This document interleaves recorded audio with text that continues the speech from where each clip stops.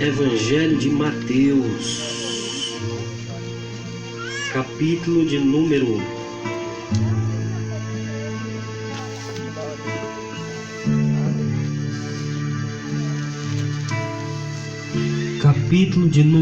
16, Mateus, capítulo de número 16. Eu serei breve, irmãos.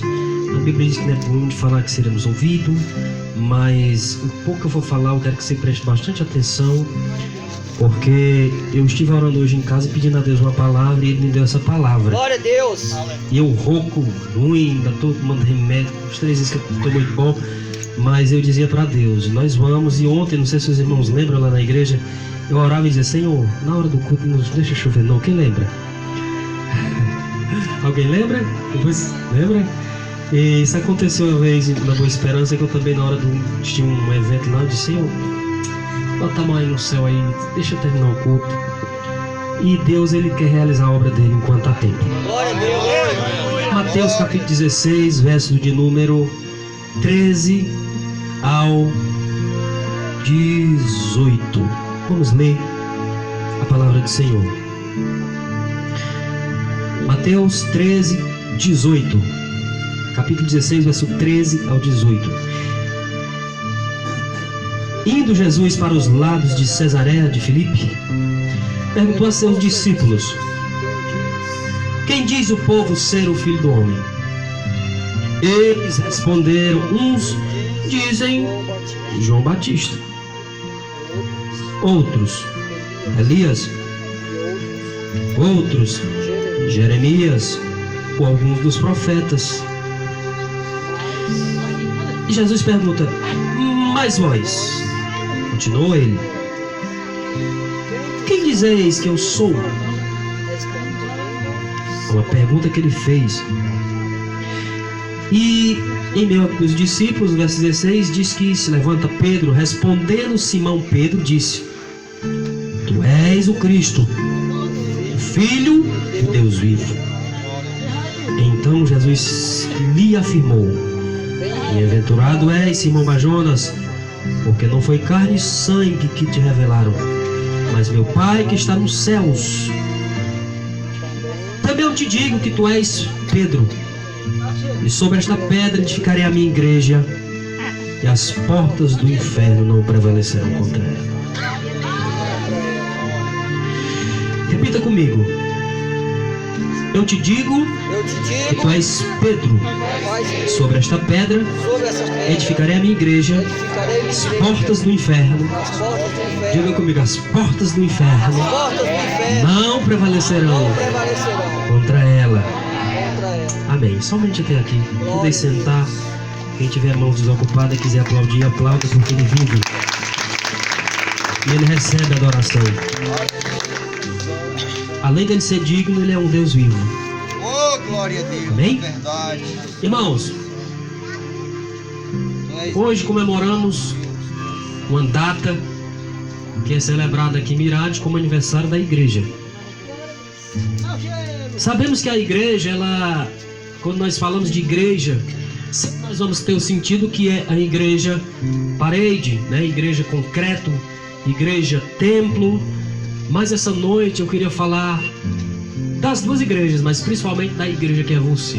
Glória a Deus. A Bíblia diz que nós somos, ou nós pelo menos devemos ser, casa ou templo e morada do Espírito Santo. Glória a Deus. E a Bíblia vai afirmar enfaticamente que Deus, Ele não habita em templos feitos por mãos humanas. Então, quando Ele fala que Deus não habita em templos feitos por mãos humanas, Ele está dizendo que a igreja, ela é um local da gente se reunir como seres humanos, como igrejas dentro de um templo, de um local material. Igreja, templo, feito por mão de homens. Deus não vai habitar, Ele habita dentro das igrejas que estão dentro da igreja. Então eu queria falar para você essa noite que é igreja. Você que veio aqui, que está sentado aí, talvez você diz assim: mas eu não aceitei Jesus. Mas você é igreja. Que é isso, pastor? Vamos para a Bíblia. O Senhor fez uma promessa, entenda bem, que edificaria. Ele não disse que a igreja estava edificada. Edificarei a minha igreja, e as portas do inferno não prevalecerá. Glória a Deus. Quer dizer, por que que a igreja sofre? Por que que a igreja passa por tantas lutas? E por que que ela passou e por que que ela ainda prevalece? Porque há uma promessa de Deus na minha e na sua vida como igreja. Glória a Deus. Ainda que você não Aleluia. tenha aceitado Jesus, ainda que você não tenha o entendimento, mas você não deixa de ser uma igreja. O que que é uma igreja? É local de habitação de alguém. Quando Jesus diz a minha igreja, ele não está dizendo a igreja ou as igrejas, está dizendo a minha, exclusiva, separada somente dele. É uma igreja que ele diz, é minha. Por que que ele diz que é minha? Porque foi pago um preço por ela. Por que que ele pagou um preço por ela? Porque a Bíblia diz que Deus amou o mundo de tal maneira que deu seu único filho para que todo aquele que nele crê não pereça, mas tenha vida eterna. Então Glória a entendemos que Deus. esse Deus é um Deus amoroso, é um Deus que é dono de uma igreja, que pagou um preço, e por isso que ele diz minha igreja. Então, irmãos, a igreja do Senhor Jesus, ela, como eu disse anteriormente, quando ele se refere à igreja, a minha igreja, você que não aceitou Jesus essa noite, entenda bem isso. Não é só os crentes que são igreja de Deus, entenda bem isso para você entender. Eu quero que você entenda. Veja bem, Deus, quando ele escolheu você, quando ele planejou a igreja dele, ela não existia. Ele disse que estabeleceria. Quando conversa com Pedro, ele faz uma promessa. E ele diz, edificarei a minha igreja. E ele diz para Pedro, e as portas do inferno não têm poder sobre ela. Então, quando ele falou isso, ele falou que ia edificar. Eu quero que você preste bastante atenção nisso para você entender. Talvez quando sair daqui, você vai sair dizendo assim, eu entendi. Hoje eu entendi. Então, você como igreja, o Senhor diz, edificarei. Um dia, eu não era igreja de Cristo. Hoje eu sou. Um dia, eu não conhecia o Jesus que a Bíblia fala. Hoje eu conheço. Um dia, eu achava que conhecia Jesus e seguia Jesus do meu jeito. Hoje não é do meu jeito, é do jeito dele. Porque quando a Bíblia ele diz a minha igreja, ele está falando de algo exclusivo dele, algo que ele manda, que ele tem autoridade, que ele faz. Esta é a igreja de Jesus. Mas vamos olhar um pouco quando Jesus fala que ele edificava a igreja dele. Quando ele falou que edificava, ele fez uma promessa.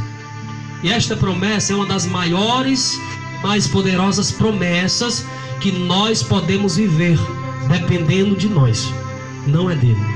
A promessa foi liberada, a promessa saiu da boca e dos lábios do Senhor quando pisou nesta terra. E a promessa é que o inferno não tem poder sobre a igreja dele, que é você.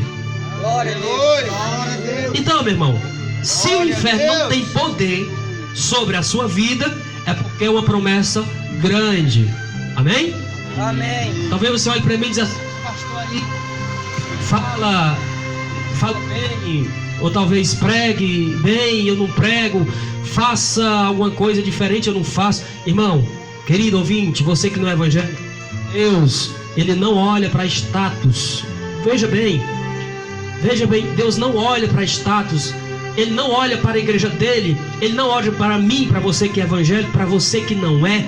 Ele não vai olhar para você achando você mais bonito. Ele não vai olhar para mim porque estou de terno me achando mais bonito, mais agraciado, mais... Ele não vai olhar para isso. Deus, ele não olha para a igreja dele com a intenção de apontar e dizer, essa é minha igreja, essa não é, essa é mais bonita, esta é mais feia. Ele não olha assim.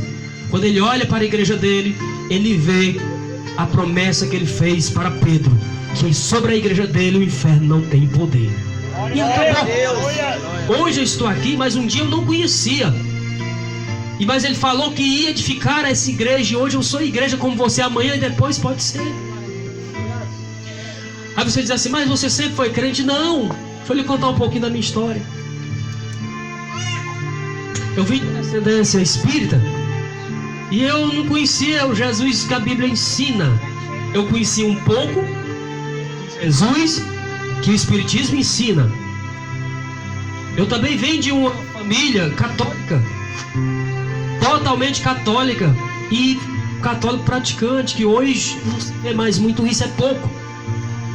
Então assim, quando eu vim de lá, eu achava que conhecia Jesus, mas eu não sabia que Jesus já tinha me conhecido antes de eu conhecer Ele. Glória a Deus. Então quando Jesus fala que vai edificar a igreja dele, é porque Ele já planejou quem vai ser a igreja dele. Você que veio aqui essa noite, veio porque Ele planejou você estar aqui, diga amém. Glória a Deus. Então, entenda bem, eu cresci em um lar. A minha avó, ela me levava para o catecismo. E ao me levar para o catecismo, ela me ensinou. Ela me ensinou o que é rezar. Ela me ensinou o que é salve rainha. Ela me ensinou o que é um terço, o que é Ave Maria, o que é uma Santa Maria. Ela me ensinou o que é o credo. Ela me ensinou o Pedro Sinal. Ela me ensinou várias rezas. Até reza para se defender quando estivesse no mato, que estivesse chovendo, quando quisesse encontrar um animal que estivesse perdido no mato, tem uma rezinha também. Tudo ela me ensinou. E me ensinou também a ser devoto de um santo chamado São Francisco. Você tem a noção. Só que nessa época eu fui ensinado. Eu fui ensinado por homens. Mas Jesus disse que não habita em templos feitos por mãos de homens. Eu fui feito por mãos humanas, espiritualmente falando. Então, quando eu entendi isso, que há uma promessa na minha vida, que há uma promessa que a Bíblia diz que eu, sendo igreja, o inferno não tem poder sobre a minha vida, eu passei a entender que se realmente o inferno não tem poder sobre a minha vida, por que eu estava sendo dominado pelo inferno? Por que a minha vida era beber?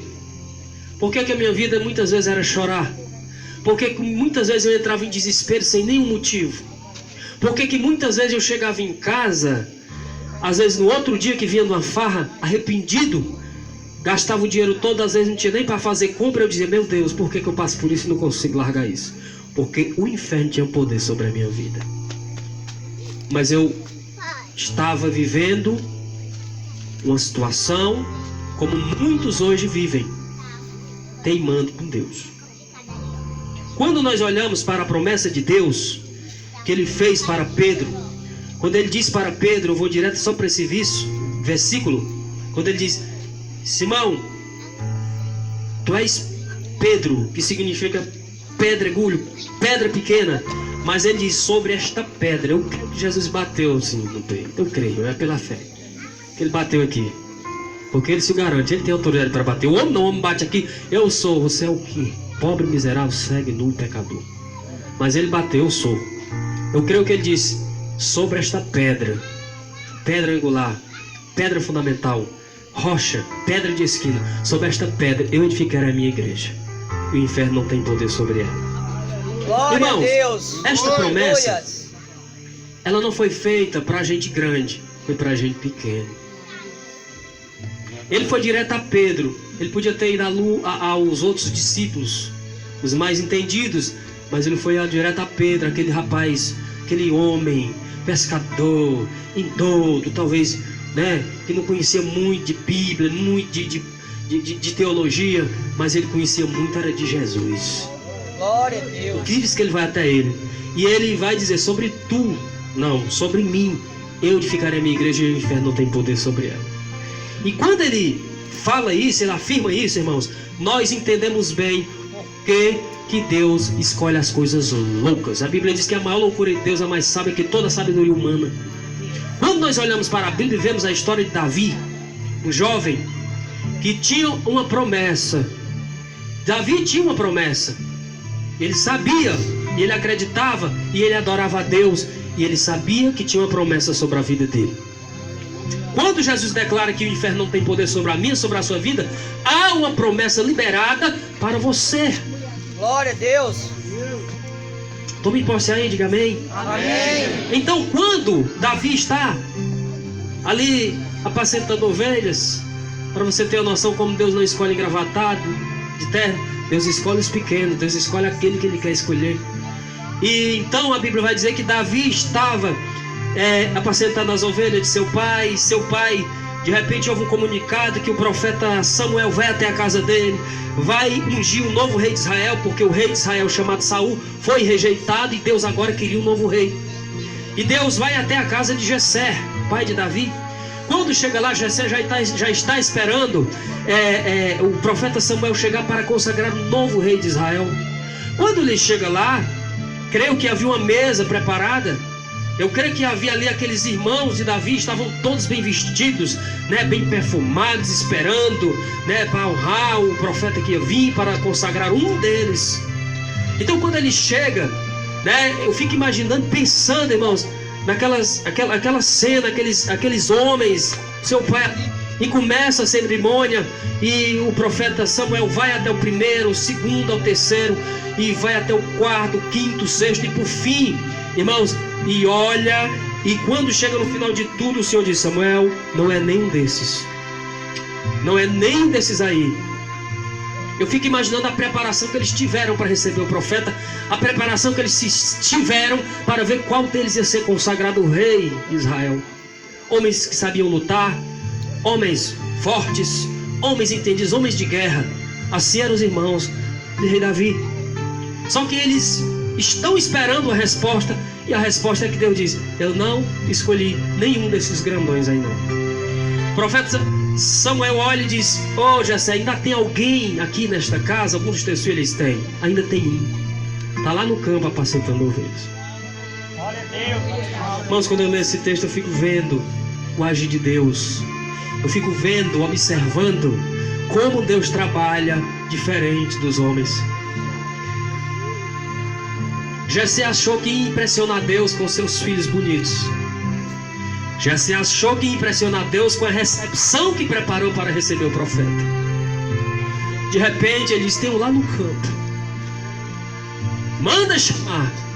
Lá vem Davi, ruivo, baixinho. Eu fiquei pensando, irmãos, tentando entender a mente de Davi. E se cita no lugar de Davi, você vai entender isso essa noite. Imagine Davi: o que meu pai me quer? Já não tive direito de participar da reunião, já não tive direito de estar sentado à mesa. Foi chamado um profeta, foi preparado meus irmãos, foi preparado o banquete, foi preparado tudo. Eu não tive a honra nem de estar em casa com meus irmãos, com meu pai. Eu não tive o direito de participar desta festa. O que ele quer comigo? O que esse profeta quer? A coisa já está difícil. Será que ele quer jogar maldição em mim? Não sei. Eu sei, irmãos, que Davi deve ter vindo para ali com seu coração partido, o seu coração entristecido, porque talvez no momento mais importante da família, porque era alguém que ia ser consagrado o novo rei de Israel. Não era qualquer evento, não era qualquer festa que tinha, era para consagrar o novo rei de Israel. Não era um rei comum, era um rei que o Deus de Israel, que fez o céu e a terra, escolheu. E ele ficou de fora. Olha o agir de Deus. Ele pode até ter pensado, mas ele veio. E o que ele estava fazendo antes, quando foi desprezado, quando não teve o direito de participar? Ele estava lá no deserto, no campo, cuidando das ovelhas, trabalhando, entoando cânticos, com certeza a Deus, adorando a Deus. Esqueceu de seus irmãos, esqueceu dos desprezos que sofreu, que viveu, e estava lá adorando a Deus. Quando recebe o chamado, talvez ele recorde e diz: para quê? Mas ele vai, ele chega. Quando ele chega, Samuel olha para ele, profeta. Seu pai olha para aquele menino, seus irmãos olham, talvez com um olhar de desprezo, como muitos têm olhado para você. E quando olha, Deus brada no coração, no espírito de Samuel, e olha para Samuel. Quer dizer, Samuel, Deus brada e fala no coração de Samuel, na mente de Samuel. E Samuel olha para Davi, e o Senhor diz: é este meu escolhido. E quando ele diz: é este meu escolhido, quando ele vai dirigir a palavra, Samuel já toma a palavra de Senhor. Ele diz: Samuel, cala-te, porque os homens só enxergam o exterior, eu vejo o interior. Eu não vejo como vocês veem, porque eu vejo o coração. Meu querido, Deus, quando olha para você, primeiro ele vê o seu coração, que é um local que só Deus tem acesso. O que você está pensando aí, imaginando aí, Deus já sabia até o seu pensamento que você ia pensar hoje. Por que eu estou falando isso? Porque a Bíblia diz que é Deus que levanta, é Deus que salva, é Deus que tira do monturo e coloca no meio dos príncipes, é Deus que arranca das trevas e nos transporta para o reino do Filho do seu amor. É Deus! A história de Davi, irmãos, é parecida com a de muitos nós aqui que estamos aqui hoje. Não é diferente. Por quê? Porque para chegar até aqui houve impedimentos. Para você vir esse culto hoje, teve chuva. Para você vir esse culto hoje, teve frio. Para você vir esse culto hoje, teve desânimo. Para você vir esse culto hoje, teve vontade de dizer, não vou hoje não, porque vai chover, porque eu posso me molhar. Mas você veio. Glória a Deus. Então a igreja de Cristo na terra, há uma palavra liberada pela boca do próprio Senhor. E esta palavra é que o inferno não tem poder sobre a sua igreja. Glória a Deus. Aleluia. Agora, existem algumas características da igreja de Cristo na terra. Uma das primeiras, irmãos, é sobre em quem e como ela estará ou está edificada. Ele edificou a igreja nele. O que a Bíblia vai dizer? A Bíblia vai falar sobre a casa. Eu conformo a casa ou a igreja, vai falar a casa, que simboliza também nós, edificada sobre uma rocha, e outra casa edificada sobre a areia. E a Bíblia vai clarear o exemplo aqui que estou dizendo essa palavra, clarear para um lado e para o outro, vai dar uma explicação. A casa edificada sobre a areia, o Senhor disse que aquela casa que é edificada sobre a areia, ela, quando vier os ventos, a tempestade, quando vier os tsunamis, a chuva, ela cai, ela não fica de pé. Esta é a realidade da igreja hoje de Cristo no mundo. Tem muita casa sendo edificada na areia, e por isso na hora da tempestade elas não ficam de pé. Quantas pessoas já têm aceitado Jesus, irmãos? Só no ano de 2019 nessa região. Quantos têm saído? Quantos têm perdido essa noção, essa visão? Agora a igreja de Cristo, para ser igreja, ela tem que estar edificada na rocha. Olha o que diz a segunda parte. Mas a casa que foi edificada sobre a rocha, vem ventos, vem tempestades, vem chuva, vem terremotos, e ela fica firme. Glória a Deus. Porque ela foi edificada na rocha. Aleluias. Porque ela está edificada em Cristo. E por causa disso há uma promessa. E por causa dessa promessa, há vitória. Aplauda o nome de Jesus, porque Ele é bom. Aleluia. Então a casa, irmãos, ela passa. Não quer dizer que a casa, ela não vai passar por balanços, ela não vai passar por tempestades, ela não vai passar por tsunamis, por chuvas. Estou falando eu e você, casa espiritual. Ela vai passar como toda casa passa. A diferença é a que fica de pé. E somente a que está em Cristo fica de pé. Glória a Deus. Segunda característica da igreja de Cristo. Você sabe, meu irmão, que toda casa, ela precisa de um cuidado. Uma casa, às vezes eu estou falando uma casa agora comum. Uma casa, ela precisa de um telhado arrumado. Chega o inverno. Uma casa, ela precisa de manutenção. Uma casa, ela precisa de pintura. Uma casa, ela vai precisar, sim, de pessoas para purificar e limpar aquela casa. Que coisa ruim, você chega na casa e está todo sujo, não é? Então toda casa que é edificada, que é levantada, ela tem que passar por processos. Um dos processos é, depois que levanta-se, vem um reboco, depois vem uma tinta, coloca porta, coloca tudo. Quando somos edificados em Cristo, alicerçados na palavra, na rocha, vem as manutenções. É nessas horas que a casa vai começar a ganhar estilo da igreja de Cristo. Glória a Deus. É nesta hora que essa casa começa a se desenhar a forma que Cristo quer que ela seja. Ele é exigente. Então nós entendemos que nós, como casa de Deus, ela tem que ser bonita. Por fora, os irmãos de Davi era tudo bonito por fora, mas Deus escolheu Davi porque era bonito por dentro. Glória a Deus. A casa pode até ser feia por fora, mas o que importa é o que está dentro, o conteúdo. E então a casa, nós seres humanos, quando aceitamos Jesus, quando entendemos a palavra, quando nós passamos a entender que eu sou casa de Deus, sou morada de Deus, o Senhor vai limpar o ambiente. Porque a gente vem de um mundo, que no mundo a gente praticava tudo que era errado e achava que conhecia Jesus, e muitas vezes ainda dizia assim: se Deus quiser, eu sou salvo. Se Ele não quiser, a gente não tinha noção do que dizia.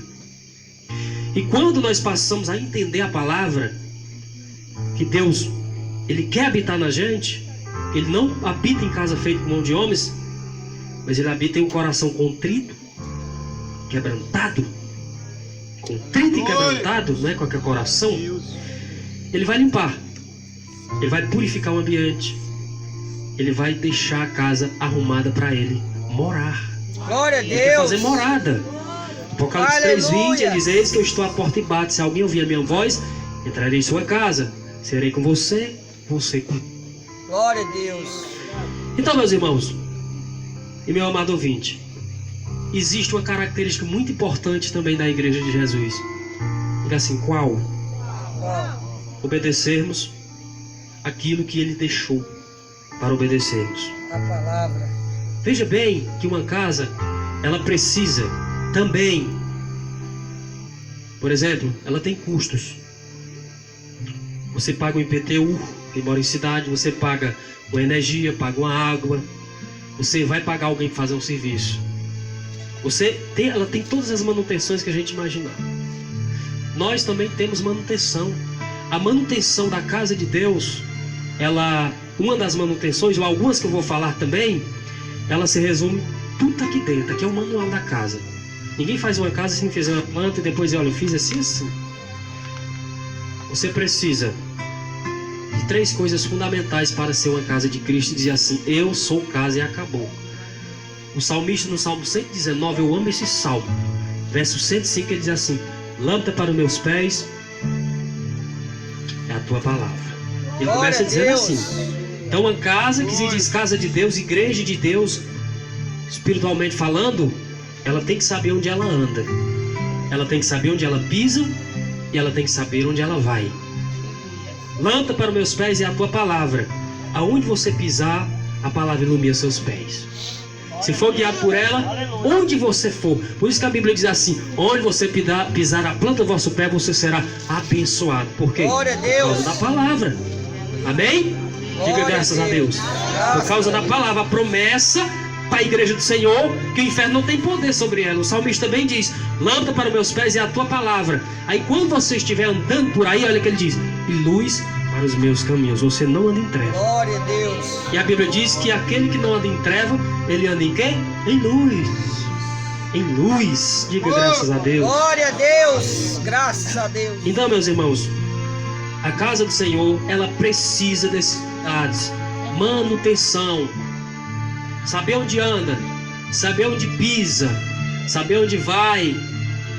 E outra coisa importante, para ela permanecer firme, uma casa, dentro de uma casa, ela vai precisar de material. Para quê? Diga assim: para quê? Para fazer a manutenção. Caiu o reboco, barro. Queimou a lâmpada, troca. São materiais. Nós precisamos também de material. Que material, pastor? Irmãos, nosso material é diferente, é espiritual. Precisamos orar. Para quê? Porque o espírito precisa se alimentar.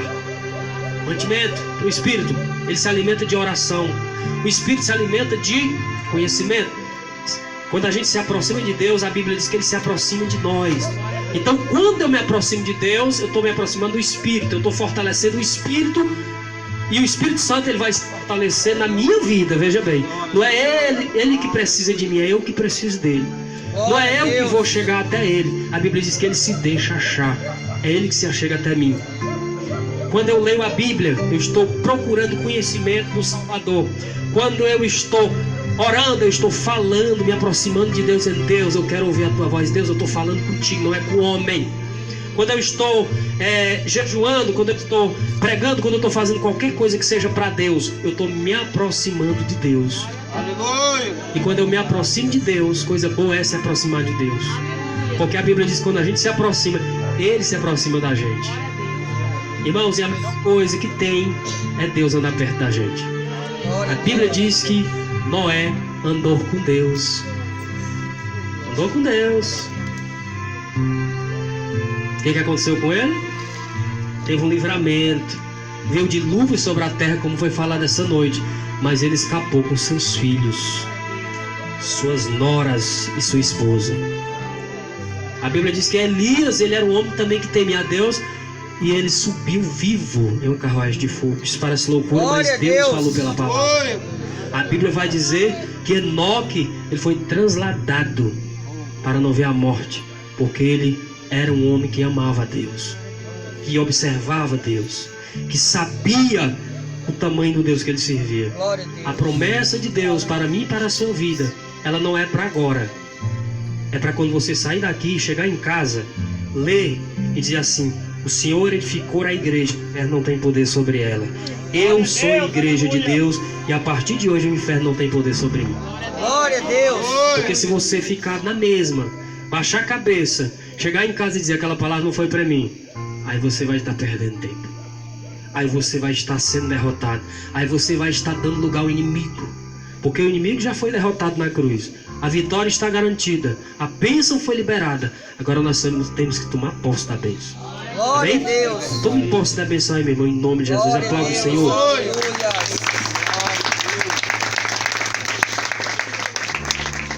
Então, meus irmãos, a igreja ela sofre. Mas sofrimento não quer dizer que a igreja é derrotada. Jesus sofreu. Não quer dizer que Jesus foi derrotado. Amém? Jesus sofreu. Ninguém sofreu mais que ele nessa terra. Ninguém pode dizer: ai meu Deus, eu já sofri tanto. Tem uns que dizem assim: sou igual ao Jó. Não, nem se compara. Jó enterrou um dia só 10 filhos.